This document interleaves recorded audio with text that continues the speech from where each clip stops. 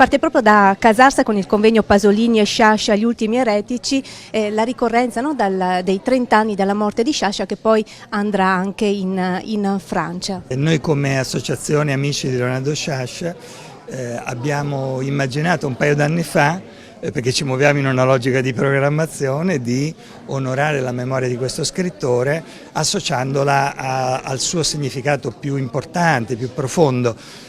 Quello del rapporto con i suoi carissimi amici. Pasolini è uno di questi, è uno degli amici più antichi, fin dagli anni 50 di Sciascia. È stato un po' il pretesto per cominciare proprio qui da Casarsa e proseguire. Noi saremo il 21 e 22 novembre all'Istituto Italiano di Cultura a Parigi, dove allargheremo un po' il settore ad altri eretici a loro modo, da George Orwell, Albert Camus a Simone Weil, e termineremo alla Sorbona il 23 di novembre. Filippo Laporta, curatore del convegno Pasolini Sciascia, gli ultimi eretici, due grandi intellettuali del Novecento. Che cosa avevano in comune questi due grandi intellettuali? Anzitutto si conoscevano bene, erano diventati amici, c'è un fittissimo epistolario tra i due, del quale parleremo oggi nel convegno tra l'altro. La loro era un'amicizia fraterna e lontana, perché certo hanno molte cose in comune.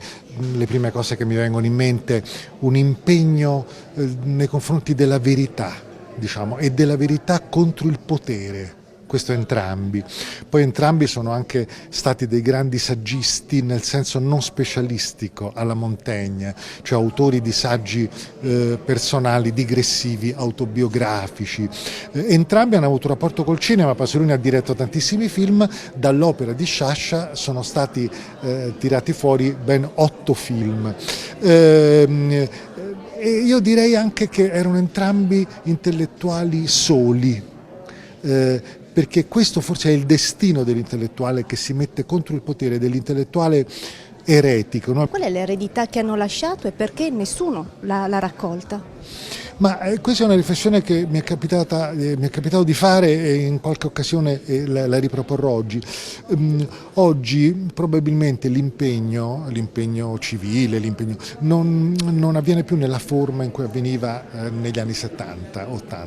Oggi l'impegno non è più associato a delle grandi personalità intellettuali, non ci sono più, ma quel pensiero critico eretico, secondo me, è più disperso nella società, cioè ognuno di noi lo deve ricomporre attingendo ai social, attingendo alla discussione pubblica dovunque si svolge, ma è un lavoro anche paziente che ognuno di noi deve fare, ricomporre il mosaico di voci eretiche, no?